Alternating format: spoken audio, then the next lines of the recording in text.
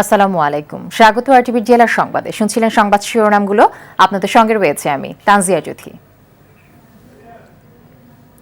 বিস্তারিত সংবাদে যাব। করোনা পরিস্থিতি বিবেচনা করে 15 জানুয়ারির পর শিক্ষা প্রতিষ্ঠান খোলার বিষয়ে সিদ্ধান্ত নেওয়ার কথা জানালেন প্রধানমন্ত্রী শেখ হাসিনা। তবে পরিস্থিতির উন্নতি না হলে আগের মতোই ডিজিটাল মাধ্যমে চলবে শিক্ষা কার্যক্রম। সকালে 2021 শিক্ষাবর্ষে প্রাথমিক স্তর, ক্ষুদ্র নৃগোষ্ঠীর শিক্ষার্থী সহ বিভিন্ন স্তরের শিক্ষার্থীদের মধ্যে বিনামূল্যে পাঠ্যপুস্তক বিতরণ কার্যক্রমের উদ্বোধনী অনুষ্ঠানে এসব কথা জানালেন প্রধানমন্ত্রী। মুক্তা মাহমুদের রিপোর্ট। প্রতি বছর গণভবনে শিক্ষার্থীদের হাতে নতুন বই তুলে দিয়ে বই উৎসবের উদ্বোধন করেন প্রধানমন্ত্রী। তবে করোনার কারণে এবারের চিত্র ভিন্ন। শিক্ষা মন্ত্রণালয়ের সঙ্গে সম্পৃক্ত শিক্ষার্থীদের হাতে নতুন বছরের বই তুলে দিতে গণভবন থেকে ভার্চুয়ালি বঙ্গবন্ধু আন্তর্জাতিক সম্মেলন কেন্দ্রে উপস্থিত শিক্ষার্থীদের সঙ্গে যোগ দেন প্রধানমন্ত্রী শেখ হাসিনা। প্রশংসা করেন মহামারীর কঠিন সময়ে বই ছাপানো, বিতরণ সহ নানা কাজের সঙ্গে জড়িত সবার। ছাপানো এবং বিতরণের ব্যবস্থা করা এটা একটা কঠিন কাজ। জানালেন করোনার দ্বিতীয় ঢেউয়ে পরিস্থিতি কি দাঁড়ায় তা বিবেচনা করে শিক্ষা প্রতিষ্ঠান খোলার সিদ্ধান্ত নেওয়া হবে। আর করোনাকালে এই যে দীর্ঘ সময় ধরে শিক্ষা প্রতিষ্ঠান বন্ধ থাকায় মাধ্যমিক পর্যায়ে শিক্ষার্থীগণের যে মানসিক স্বাস্থ্য সমস্যা বা অভিজ্ঞতা দেখা দিচ্ছে সেটা মোকাবেলারও ব্যবস্থা নেওয়া হয়েছে এবং সেই বিষয়ে কি করণীয় সেই শিক্ষাটা আমরা শিক্ষা প্রতিষ্ঠানের প্রধান এবং একজন ফোকাল পয়েন্ট শিক্ষককে প্রশিক্ষণ প্রদানের উদ্যোগ গ্রহণ করা হয়েছে। আর এ লক্ষ্যে ইতিমধ্যে শীর্ষস্থানীয় সাইকোলজিস্টদের সঙ্গে আলোচনা করে কীভাবে আমাদের ছেলেমেয়েদের সহায়তা দেওয়া যায়, কাউন্সেলিং করা যায় তার ব্যবস্থাটাও আমরা নিচ্ছি।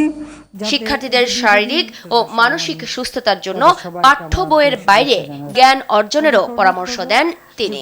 আমি জানি ঘরে বসে থাকা অত্যন্ত কষ্টকর, সময় কাটানো কষ্টকর, তারপরও খালি পাঠ্য বই না, এখন অনেক বই আছে পড়া যায়, সেটা পড়ার জন্য আমি অনুরোধ করবো। তাছাড়া সেই সাথে একটু খেলাধুলা করতে হবে। বাবা মা যারা তাদেরকে আমি অনুরোধ করব যে আপনার বাচ্চাদেরকে সময় দেবেন। প্রধানমন্ত্রী জানান তার সরকার কর্মসংস্থানের জন্য কারিগরি শিক্ষায় জোর দেওয়ার পাশাপাশি মাদ্রাসা শিক্ষাকেও আধুনিক ও যুগোপযোগী করে তুলছে। পরে ভার্চুয়ালি শিক্ষার্থীদের হাতে নতুন বই তুলে দেয়া হয়। বই পেয়ে শিক্ষার্থীরা খুশি হলেও অনেক দিন ধরে শিক্ষা প্রতিষ্ঠান বন্ধ হওয়ায় আক্ষেপ ছিল অনেকের কণ্ঠে। এই বইয়ের মধ্যে জানি না কি কি আছে, নতুন বই পড়বো, অনেক আগ্রহ একটা আছে, ভালো লাগতেছে। অনেক মন খারাপ। আগে স্কুলে যেতাম, সবাই একসাথে নতুন বই নিতাম হাতে, সবাই একসাথে সবকিছু শিখতাম, কিন্তু এখন আর এটা হবে না। মুক্তা মাহমুদ, আরটিভি, ঢাকা। নাটোরের গুরুদাসপুর উপজেলা স্বাস্থ্য কমপ্লেক্স থেকে চুরি হওয়ার 8 দিন পর শিশু তাইবাকে উদ্ধার করা হয়েছে। দুপুরে গুরুদাসপুর থানায় সংবাদ সম্মেলনে এই তথ্য জানায় পুলিশ। গেল রাতে বড়াইগ্রাম উপজেলার কালিকারপুর গ্রামে একটি বাড়ি থেকে শিশুটিকে উদ্ধার করা হয়। এই ঘটনায় জড়িত শাকিলা খাতুন আটক করা হয়েছে। একই উপজেলার তিরাইল গ্রামের শহীদুল ইসলামের স্ত্রী সে। গেল 23 ডিসেম্বর উপজেলা স্বাস্থ্য কমপ্লেক্সে ঠান্ডাজনিত সমস্যায় 2 মাসের শিশু তাইবাকে নিয়ে ডাক্তারের কাছে আসেন তার মা সীমা খাতুন। এ সময় বহির্বিভাগের লম্বা লাইন থাকায় পাশে থাকা অজ্ঞাত বোরকা পরা নারী বাচ্চাটিকে কোলে নেন। পরে কৌশলে পালিয়ে যায় ওই নারী। পুলিশের অনেক ধন্যবাদ এবং বড় স্যারকে আমি অনেক ধন্যবাদ দিই, তাদের কারণে আমার বাচ্চাটা আমার কোলে ফিরিয়ে দিয়েছে। আমি খুব সন্তুষ্ট। তার একটা সন্তান হয়েছিল ঠিক একই সময়, সেই সন্তানটাকে সে দত্তক দিয়েছিল। তার স্বামী তাকে এই সন্তানের জন্য চাপ প্রয়োগ করে এবং এই মায়ের কাছ থেকে ভুলায় সন্তানটাকে নিয়ে চলে যায়। আমাদের কাছে যে শাকিলা সে অকপটে স্বীকার করেছে। সিলেটে ডাকাতির সময় হত্যার ঘটনায় আন্তঃজেলা ডাকাত দলের 3 সদস্যকে গ্রেফতার করেছে পিবিআই। সকালে সিলেট পিবিআই কার্যালয়ে সংবাদ সম্মেলনে পিবিআই এর বিশেষ পুলিশ সুপার হুমায়ুন কবির এ তথ্য জানান। এ সময় তিনি বলেন 2018 সালের এপ্রিলে কানাইঘাটে আগাপুরের আব্দুল জলিলের বাড়িতে ডাকাতির সময় ইফজালুরকে গুলি করে হত্যা করা হয়। পরে এই মামলার তদন্ত ভার পায় পিবিআই। দীর্ঘ 2 বছর তদন্ত শেষে ডাকাত দলের 2 সদস্যকে গ্রেফতার করা হয়। পরে তাদের দেয়া তথ্যের ভিত্তিতে গেল রাতে এই 3 জনকে গ্রেফতার করা হয়। রংপুরের 4.5 বছরের শিশু মাইশা আক্তার হত্যার রহস্য উদ্ঘাটন করেছে পিবিআই। হত্যায় জড়িত থাকার অভিযোগে জহিরুল নামে একজনকে গ্রেফতার করে আদালতে পাঠানো হয়েছে। সকালে রংপুর ইউনিটের PBI police super ABM Zakir Hossain জানান, শিশু মাইশার প্রতিবেশী জহিরুল হক ধর্ষণের উদ্দেশ্যে প্রলোভন দেখিয়ে বাড়িতে তাকে ডেকে নিয়ে যায়। এ সময় শিশুটি কান্নাকাটি শুরু করলে তাকে হত্যা করে জহিরুল। গত সোমবার দুপুরে বাড়ি থেকে নিখোঁজ হয় মাইশা। পরদিন তার লাশ বাড়ির পাশের এক ডোবায় ভেসে ওঠে। অন্যদিকে পরকীয়ার কারণে যশোরের বেনাপোলের এনজিও কর্মী আল আমিন নয়নকে হত্যা করা হয়েছে বলে জানিয়েছেন ডিবি পুলিশ। পুলিশ জানায়, বেনাপোলের জহুর আলীর স্ত্রী কামরুন নাহার কুটিলার সঙ্গে নয়নের পরকীয়া সম্পর্কে ছিল। বিষয়টি গ্রামে জানাজানি হয়ে গেলে 28 ডিসেম্বর স্বামী জহুর আলীকে নিয়ে কুটিলা নিজেই নয়নকে হত্যা করে। এ ঘটনায় কুটিলা ও জহুরুলকে আটক করেছে পুলিশ। শ্রমিকদের মারধরের প্রতিবাদে পাবনায় অনির্দিষ্টকালের পরিবহন ধর্মঘট চলছে। সকাল 6টা থেকে এ ধর্মঘট শুরু করে পাবনা মোটর মালিক সমিতি শ্রমিক ঐক্য পরিষদ। এতে যানবাহন চলাচল বন্ধ থাকায় দুর্ভোগে পড়েছে যাত্রীরা।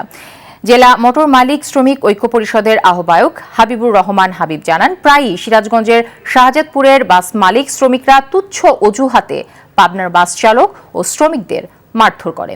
গেল 24 ডিসেম্বর একইভাবে পাবনা এক্সপ্রেসের 2 সহকারীকে মারধর করে তারা। প্রতিবাদে 27 ডিসেম্বর পাবনা প্রেস ক্লাবে সংবাদ সম্মেলনে প্রশাসনের কাছে বিষয়টির স্থায়ী সমাধান দাবি করা হয়। 3 দিনের আলটিমেটাম দেন পাবনার পরিবহন মালিক শ্রমিক নেতারা, কিন্তু সুরাহা না হওয়ায় অনির্দিষ্টকালে ধর্মঘটে গেলেন মোটর মালিক শ্রমিক ঐক্য পরিষদ।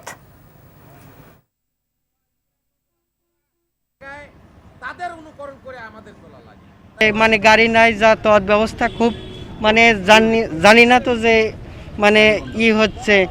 রাজশাহী থেকে আসতেছি, এখন টেপডে পর্যন্ত আসছে আর কি, দাসুরি মোড় পর্যন্ত, তারপর থেকে আর আসতে পারি নাই। এদিকে সব ভেঙে ভেঙে আসছে ছোট ছোট গাড়িতে। টাঙ্গাইলে সড়ক দুর্ঘটনায় 2 জন নিহত হয়েছে। ভোরে ঢাকা টাঙ্গাইল বঙ্গবন্ধু সেতু মহাসড়কের কালিহাতী উপজেলার এলেঙ্গায় পিকআপ পেছন থেকে একটি ট্রাককে ধাক্কা দেয়। এতে ঘটনাস্থলে পিকআপের হেলপার শহীদুল ও এনামুল মারা যায়। তাদের বাড়ি ময়মনসিংহ ও বগুড়ায়। গুরুতর আহত হয় পিকআপ চালক। তাকে উদ্ধার করে টাঙ্গাইল জেনারেল হাসপাতালে ভর্তি করা হয়েছে। এদিকে সকালে ঢাকা বরিশাল মহাসড়কের বরিশালের রহমাতপুর এলাকায় ট্রাক চাপায় বাসুদেব নামে এক পথচারী মারা গেছে। এছাড়া গতকাল সন্ধ্যায় চুয়াডাঙ্গা শহরের আলুখদিয়া বাজারের ট্রাক চাপায় মারা গেছে আরও 2 জন।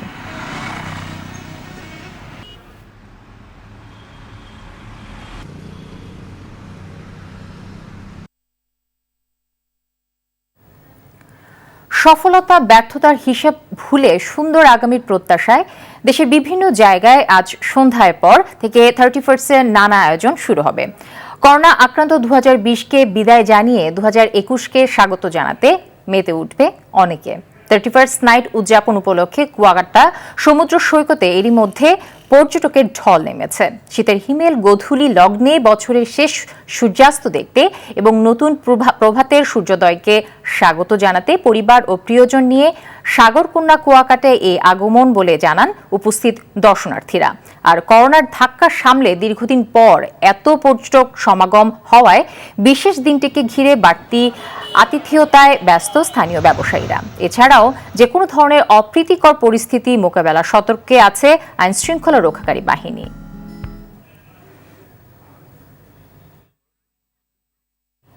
দর্শক, 31st উদযাপন উপলক্ষে কক্সবাজার সমুদ্র সৈকতে মানুষের ঢল নেমেছে। আমি একটু আগে বলছিলাম আপনাদেরকে, সেখান থেকে সেখানকার পরিস্থিতি জানাতে আমাদের সঙ্গে যুক্ত হচ্ছেন সহকর্মী সাইফুর রহিম শাহিন। শাহিন, 31st উদযাপন উপলক্ষে সৈকতে পর্যটক সমাগম ও আয়োজন কেমন দেখছেন জানাবেন।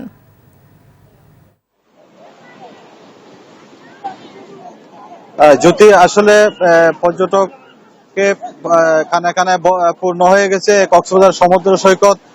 নতুন বর্ষকে বরণে এবং 2020 সালকে বিদায় জানানোর জন্য ইতিমধ্যে কক্সবাজার সমুদ্র সৈকতে সকাল থেকে বিকাল পর্যন্ত প্রচুর পর্যটক সমাগম হয়েছে। সৈকতের যে মূল 3টি পয়েন্ট রয়েছে, লাবণী, সুগন্ধা এবং কলাতলি। আমি এখন রয়েছি লাবণী পয়েন্টে। আপনি দেখতে পাচ্ছেন আমার পেছনে প্রচুর পর্যটক সমুদ্র সৈকতের যে 31st নাইট উপলক্ষে তারা সমুদ্র সৈকতের সৌন্দর্য দেখতে এসেছেন। আপনারা দেখতে পাচ্ছেন, মানে যে সমুদ্রের যে নীল জলরাশিতে শিশুরা খেলা করতেছে, যুবকরা খেলা করতেছে, কিশোরীরা খেলা করতেছে। তো তারা মোটামুটি আরো পর্যটক এখানে আগমনের সম্ভাবনা রয়েছে, যেহেতু একটু পরে সূর্যাস্ত হবে। এই বছরের শেষ সূর্যাস্ত দেখার জন্য আরো পর্যটক আসার সম্ভাবনা দেখা রয়েছে। আমাকে পর্যটন ব্যবসায়ীরা জানিয়েছেন 1.5 লাখ পর্যটক ইতিমধ্যে কক্সবাজার শহরে তারা বিভিন্ন হোটেল মোটেলে অবস্থান নিয়েছেন। এছাড়া হিমছড়ি, ইনানি সহ, সেন্ট মার্টিন সহ বিভিন্ন পাথর বিচ, ইনানি সহ বিভিন্ন পর্যটন স্পটে পর্যটকদের সমাগম ঘটেছে। তারা এখানে একটা বিষয় লক্ষণীয়, প্রশাসনের পক্ষ থেকে নিরাপত্তা জোরদার করা হয়েছে পর্যটকদের জন্য। তো যেহেতু করোনাকালীন সময়ে লোকজনের এই জন্য আর অনেক পর্যটক হওয়ার সম্ভাবনা ছিল। আর বিশেষ করে শাহিন, আপনাকেও আগাম নতুন বছর শুভেচ্ছা এবং আপনাকে ধন্যবাদ। দর্শক, সাইফুর রহিম শাহিন জানাচ্ছিলেন কক্সবাজার থেকে। মুজিব বর্ষ উপলক্ষে টাঙ্গাইলের গোপালপুরে আয়োজিত advocate Abdul Gafur football tournament শেষ হয়েছে। বুধবার হেমনগর ডিগ্রি কলেজ মাঠে ফাইনাল খেলায় হেমনগর ইউনিয়ন একাদশ 5-4 গোলে ঝাওয়াইল ইউনিয়ন একাদশকে পরাজিত করে। পরে বিজয়ীদের হাতে পুরস্কার তুলে দেন টাঙ্গাইল 2 আসনের সংসদ সদস্য তানভীর হাসান ছোট মনির। এ সময় টাঙ্গাইল জেলা বাস কোচ মিনিবাস মালিক সমিতির মহাসচিব গোলাম কিবরিয়া বড় মনি সহ বিশিষ্টজনরা উপস্থিত ছিলেন।